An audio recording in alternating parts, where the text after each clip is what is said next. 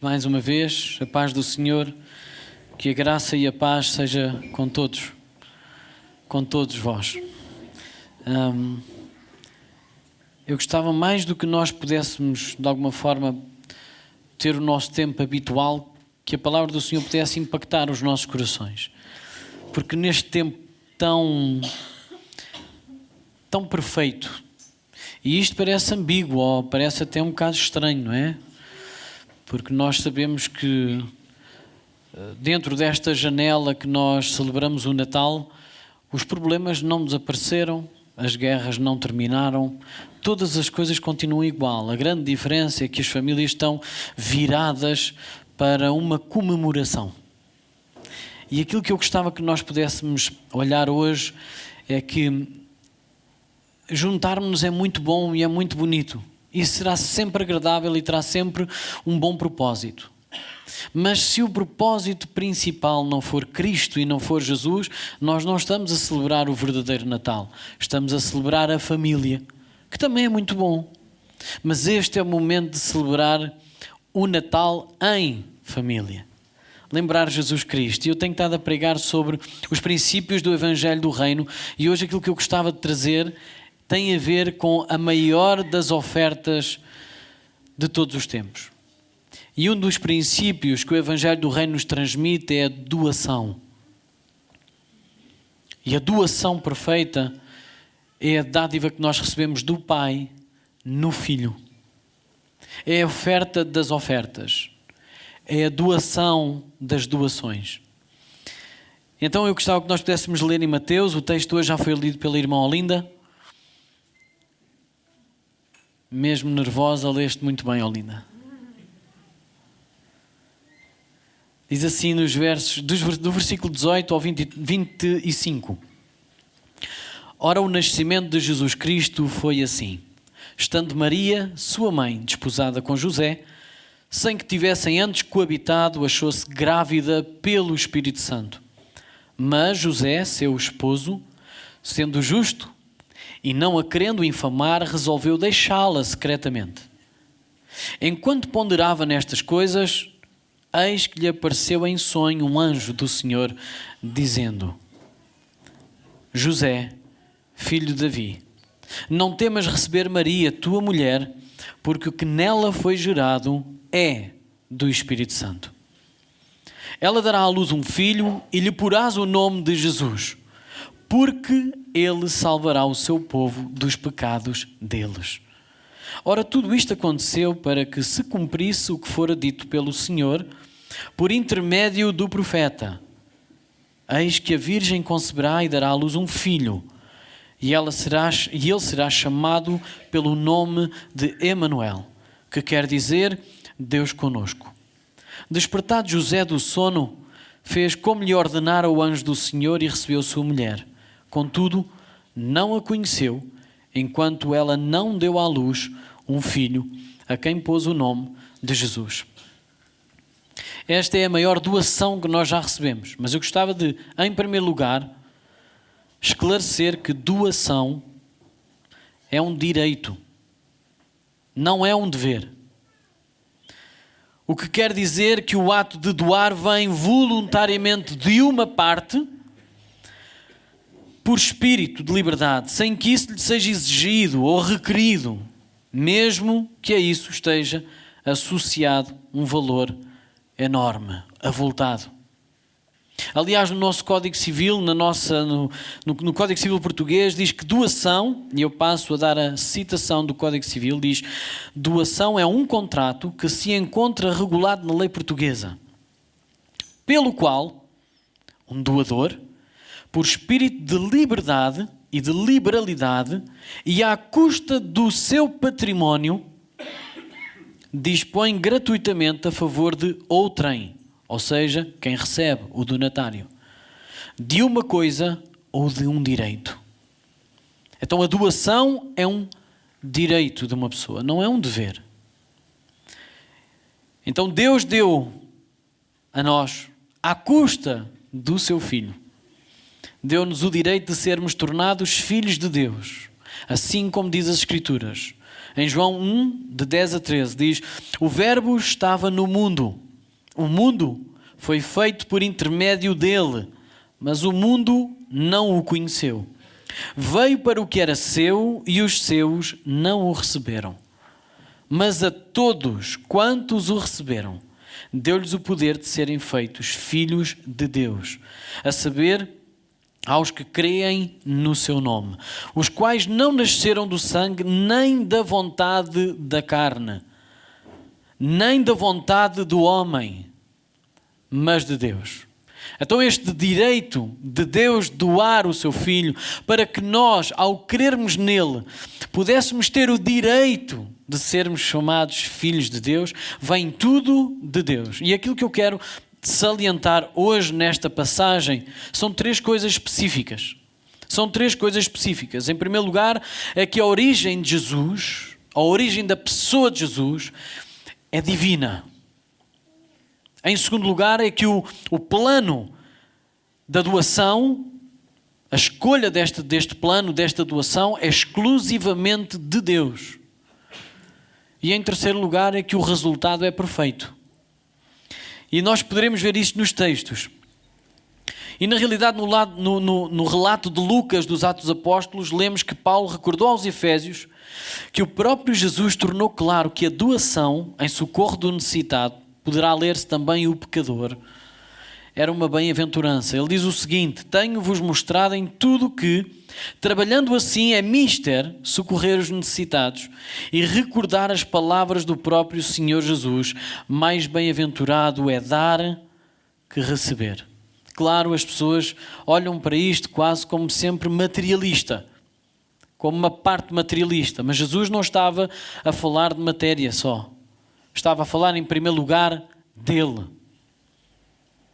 Ainda hoje vamos ter a oportunidade de tomar do pão e do cálice, porque foi a maior doação que Jesus fez, em registro de elementos que nós podemos comemorar todas as vezes que lembramos a morte do Senhor até que Ele venha. Porque a doação dele não foi apenas no nascimento, esse é o início, é o cumprimento das Escrituras. A doação nunca surge por constrangimento, dívida, sujeição, ou coação, ou qualquer outro tipo de razão. Além de ser um ato voluntário por um espírito de liberalidade que se dispõe gratuitamente a favor do próximo. Jesus não foi coagido a entregar a sua vida. Deus não foi obrigado a doar o seu Filho. Foi um ato voluntário de amor. Vamos verificar pelo texto de hoje que nós conseguimos encontrar que a doação é um princípio do Evangelho do Reino e que sem essa doação não haveria salvação. É importante fazer referência que não é muito frequente na Bíblia acharmos a explicação da origem de algum ato de Deus. Aliás, nós vemos isso na criação. Deus não explica como criou, simplesmente diz logo no início, em Gênesis 1:1 diz: no princípio criou Deus os céus e a terra. Onde é que está a explicação? Não existe. Deus não tem que explicar. Na realidade, agora no versículo 18, nós vemos uma explicação. Ora, o nascimento de Jesus foi assim. A vontade de Deus de dar a explicação. Este relato com jeito de explicação tem um propósito específico. E hoje eu gostaria de levar-nos a pensar nestes três aspectos que este texto levanta, que em primeiro lugar é explicar a origem de Jesus é divina. Porquê que isto é importante? Porquê que nós não aceitamos apenas a história? Porquê que nós não podemos aqui questionar algumas coisas? Porquê que é tão importante nós entendermos este relato? Porquê que Deus deixou este relato em jeito de explicação? Para que não restassem dúvidas que Jesus Cristo é Deus tornado homem. Então a origem de Jesus é completamente divina. Em segundo lugar, mostrar que o plano é exclusivo de Deus. E por último, tem um resultado perfeito. A origem de Jesus é divina, nós vemos isso dos versículos 18 a 19, que diz o seguinte: ora, o nascimento de Jesus Cristo foi assim. Estando Maria, sua mãe, desposada com José, sem que tivessem antes coabitado, isto é importantíssimo, nós termos isto. Diz, achou-se grávida pelo Espírito Santo. Mas José, seu esposo, sendo justo e não a querendo infamar, resolveu deixá-la secretamente. Agora aquilo que nós temos que responder é porque é que é tão importante, ou mesmo crucial, que a origem de Jesus seja divina. Porque é que isso é importante para nós? Porque é que nós temos que conhecer isso? Porque é que não é apenas um menino numas palhas deitado? Porque é que não é filho de José e de Maria? Geneticamente, dos dois. Porquê? E porquê é que isso é importante? Porque se há um relato, e eu gostava de dar aqui três razões. Em primeiro lugar, porque a Bíblia registra e dá-lhe essa importância. Independentemente de nós percebermos uma necessidade para a concepção virginal, ou seja, sem relação sexual, se a Bíblia nos diz que ela ocorreu, é importante crer nesse facto. E deixem-me dizer o seguinte, porque não crer nesse facto é abrir mão de todos os outros ensinamentos que a Bíblia nos dá. Se eu não aceito este, porque é que eu terei que aceitar outros tão importantes quanto este? E isto vai muito para além da doutrina em si. Consequentemente, não há princípio, razão alguma, porque nos deveríamos apegar a outros ensinamentos. Portanto, a rejeição deste princípio da concepção virginal tem implicações que vão muito além da doutrina em si. É nós colocarmos em questão a Bíblia, a palavra de Deus e o próprio Deus. Em segundo lugar, é necessário entender que dois progenitores humanos não poderiam gerar um ser que satisfizesse toda a lei e servisse de sacrifício perfeito, de forma a conseguisse satisfazer o pecado que eu tenho na minha vida. Dois progenitores humanos não o conseguiriam fazer, porque o ser que sai desta relação traz a contaminação do pecado e jamais poderá agradar a Deus num sacrifício perfeito. Jesus teria somente sido um homem, restando-lhe apenas a possibilidade de pecar, como a nós é-nos dado. Nós não conseguimos fazer outra coisa, por mais que queiramos. A nossa inclinação é pecaminosa.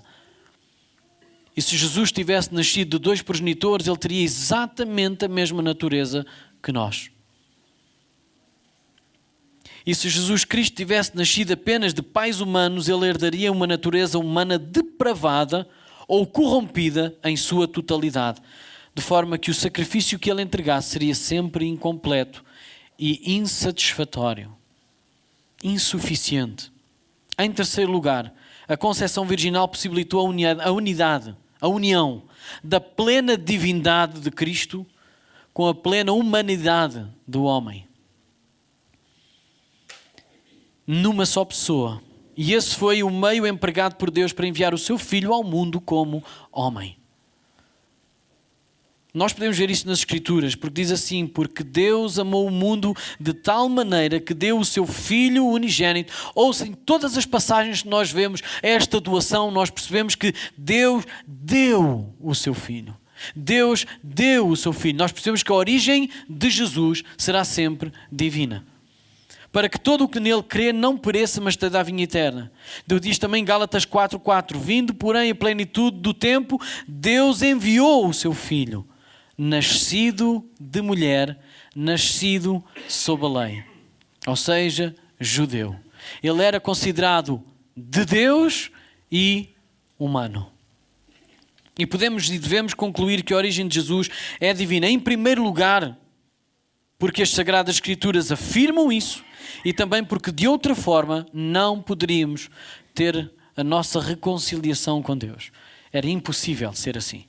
E se a Bíblia assim o diz, nós acreditamos que essa é a verdade. Não só porque isso nos traz paz com Deus, mas esse é o veículo de Deus de ter doado a reconciliação a nós. De nós nos podermos chegar a Ele e termos relacionamento com Ele. Mas é através de um custo enorme. Foi a doação do seu Filho. Mais uma vez relembro que não é uma coação que nós fizemos. E é isso que nós vamos tentar perceber, porque o plano da doação é exclusivo de Deus. Ok? E nos versículos 20 a 21 nós podemos ver isto. Diz assim, enquanto ponderava nestas coisas, eis que lhe apareceu em sonho um anjo do Senhor, dizendo, José, filho de Davi, não temas receber Maria, tua mulher, porque o que nela foi gerado é do Espírito Santo. E tem um propósito. E diz, ela dará à luz um filho e lhe porás o nome de Jesus. E agora o propósito está esclarecidíssimo. Porque ele salvará o seu povo dos pecados deles. Esta época que celebramos é à semelhança da Páscoa. Uma época de esperança e de grande certeza de que Deus está entre nós para cumprir a sua promessa. Está entre nós para cumprir o seu plano perfeito de resgate. Esse plano nunca foi um plano B. É isto que nós temos que entender, que o plano é exclusivo de Deus. Porquê? Porque ele não foi um plano B. Ou uma hipótese enviesada, causada pela desobediência humana. Porque a doação de Deus é antes da fundação do mundo. Será que nós conseguimos entender isto? Isto não é a imagem de que um menino está a acrescentar o seu lego, está a construir o seu lego e de repente chega lá o humano mais velho ou mais novo e derruba o lego todo e ele estava a pensar fazer um castelo ou uma casinha pequenina, deixem-me dizer assim, mas de repente quando aquilo foi destruído ele começou a olhar para aquilo e dizer, bom, agora vou ter que refazer isto e vou fazer disto um castelo. Deus não refez o seu plano. Isto não é um plano B, não é um plano enviesado por causa da desobediência humana. Porque a entrega de Jesus é antes da fundação do mundo.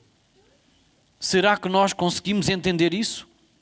Também não obrigamos Deus a doar-se por causa da nossa obediência.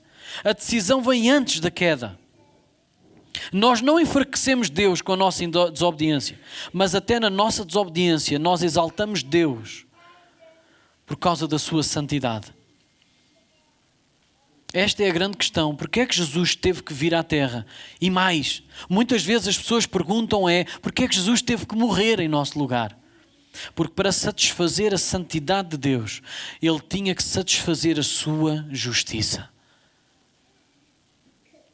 Em Romanos 16, 25 a 27 diz assim, ora, aquele que é poderoso para vos confirmar segundo o meu evangelho e a pregação de Jesus Cristo, conforme a revelação do mistério guardado em silêncio nos tempos eternos.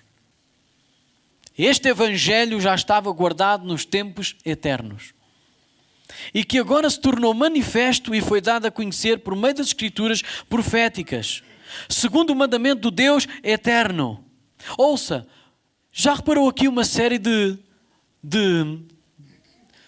lógica, uma série de pontos para nós entendermos que este evangelho de doação estava antes da fundação do mundo. Apesar de ter sido profeticamente revelado ao longo do tempo da humanidade, ele já era um propósito A.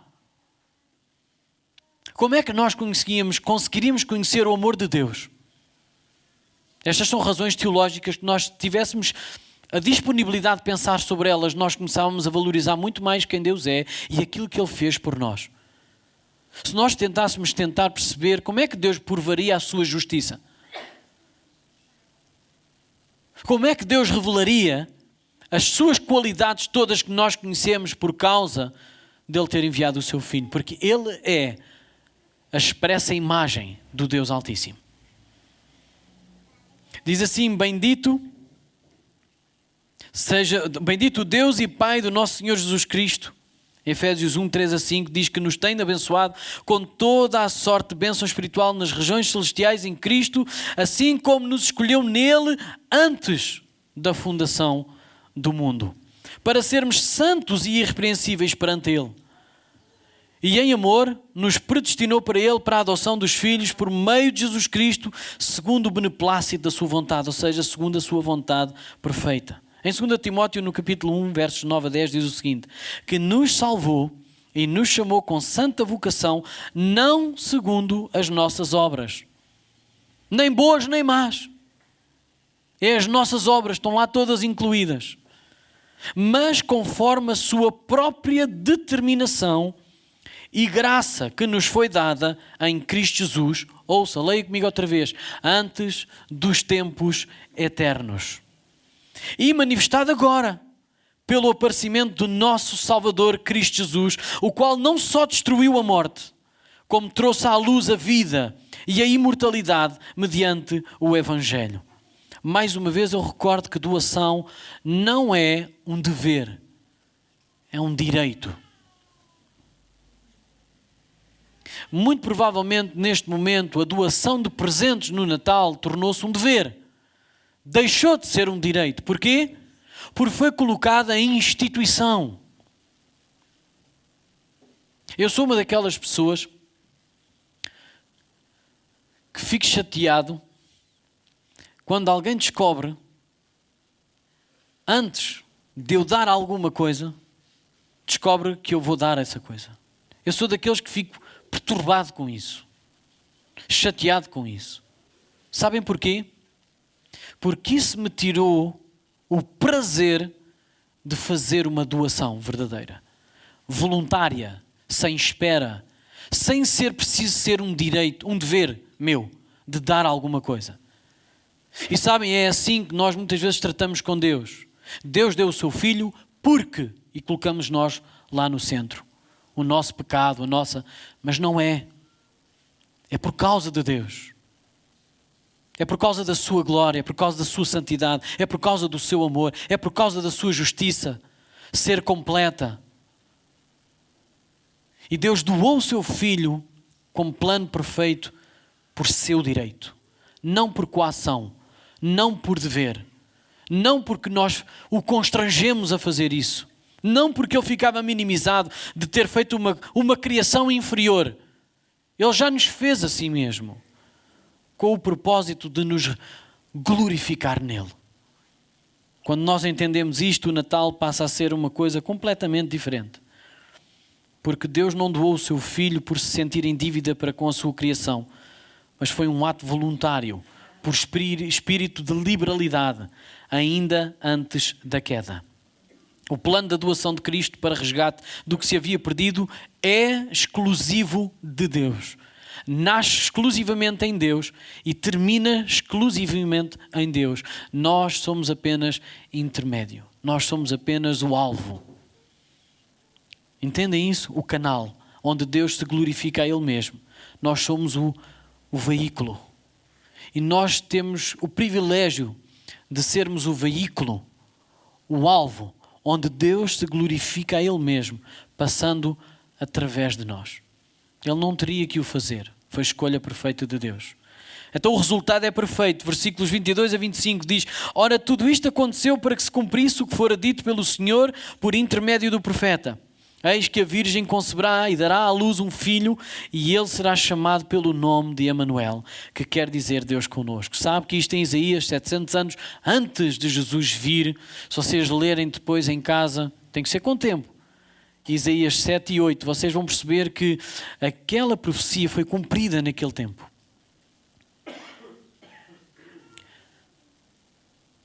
Mas foi cumprida parcialmente naquele tempo. Porque o seu cumprimento verdadeiro foi em Cristo. Porque aquilo que o profeta Isaías estava a anunciar era que Deus iria reconciliar-se conosco através dele mesmo. Então era Deus que se reconciliava conosco, era Ele entre nós que nos provia esse direito de sermos chamados filhos de Deus. Então o nome de Emanuel carregava a importância de nós percebermos que Deus iria estar entre nós a reconciliar-nos com Ele mesmo. É a maior doação que nós já alguma vez vimos. Natal é nós percebermos que está a ser cumprida a promessa de que Deus iria estar entre nós a reconciliar-nos com Ele. E diz assim, despertado José do sono, fez como lhe ordenara o anjo do Senhor e recebeu sua mulher, contudo não a conheceu, enquanto ela não deu à luz um filho a quem pôs o nome de Jesus. Qual foi o nome que ele recebeu? Qual foi o nome que Deus encarnado recebeu? Foi como? Qual é o nome? Jesus, que é Deus salva. Então Deus entre nós veio reconciliar o seu povo com Ele mesmo. Deus salva-nos nele. E por isso Jesus é divino. Teria que ser divino. A crença de que Jesus é uma pessoa com duas naturezas, humana e divina, tem um grande significado. Isso porque é essa realidade que torna possível pessoas caídas entrarem num relacionamento com Deus. O resultado é perfeito. Diz assim em 1 Timóteo 2, 5 a 6. Porquanto há um só Deus e um só mediador entre Deus e o homem. Sabe porquê que só há um mediador? Porque só há um Deus. Porque a mediação entre Deus e o homem tinha que ser através de Deus. Esta é a grande explicação. Por isso é que Maria não cabe no pacote. Por isso é que o Papa não cabe no pacote. Só há um intermediário entre Deus e o homem que consegue realmente fazer a reconciliação entre Deus e o homem, e ele é Deus. Mas para que não houvesse dificuldade em entender que ele era Deus em homem, as Escrituras dizem um só mediador entre Deus e os homens, Jesus Cristo, ou Cristo Jesus, o quê? Homem. Quando é que ele se reconciliou? Quando é que ele nos reconciliou com o Pai? Sendo homem. Cristo deve ser ao mesmo tempo Deus e homem, para que possa ser o mediador entre Deus e o homem, fazer a expiação pelo nosso pecado e ser um sumo sacerdote empático. Sabe que o sumo sacerdote teria que ser um homem, porque a pessoa que estava como sumo sacerdote só poderia absolver, neste caso nunca absolveu, só implacava, só aplacava, só atrasava, só adiava a justiça de Deus, mas teria que ser alguém igual, semelhante.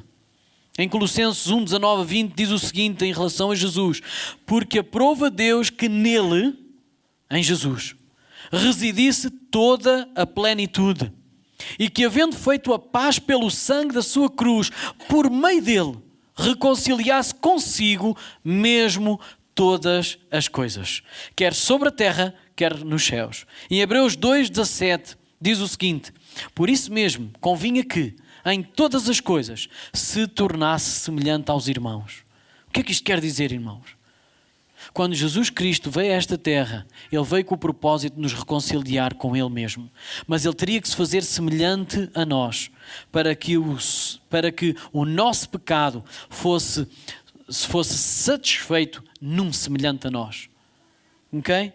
Diz assim em Hebreus 2,17, por isso mesmo convinha que em todas as coisas se tornasse semelhante aos irmãos, para ser misericordioso e fiel sumo sacerdote nas coisas referentes a Deus e para fazer propiciação pelos pecados do povo, porque de outra maneira ele não podia ser.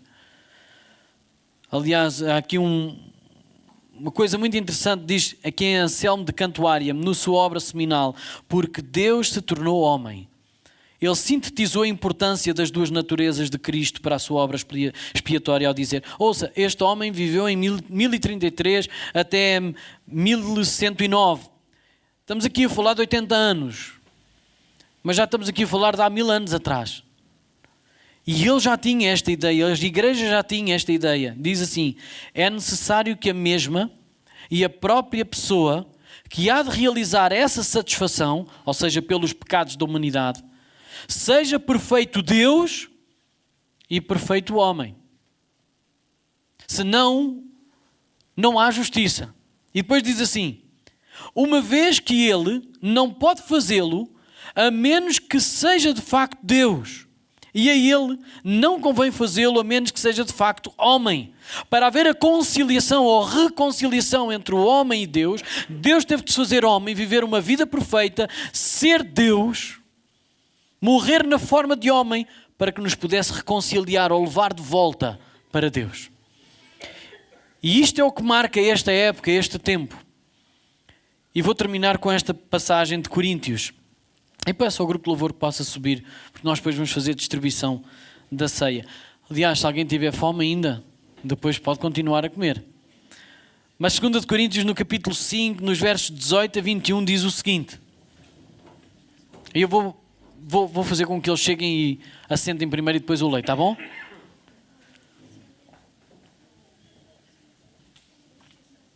Vejam o que é que Paulo, a segunda carta aos Coríntios, ele diz.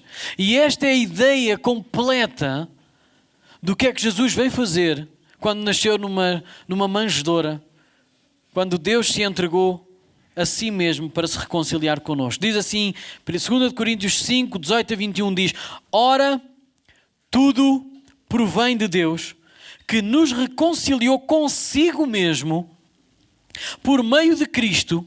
De onde é que Cristo veio? Do Pai. Ele é Deus. Nós vemos isso no início, ou no princípio, era o Verbo. Ainda hoje estivemos a cantar para quem? Para o Verbo. Quem é o Verbo? Jesus. E o Verbo estava com Deus. E o Verbo era Deus. Mas diz assim, ora, tudo provém de Deus, que nos reconciliou consigo mesmo por meio de Cristo e nos deu o ministério da reconciliação.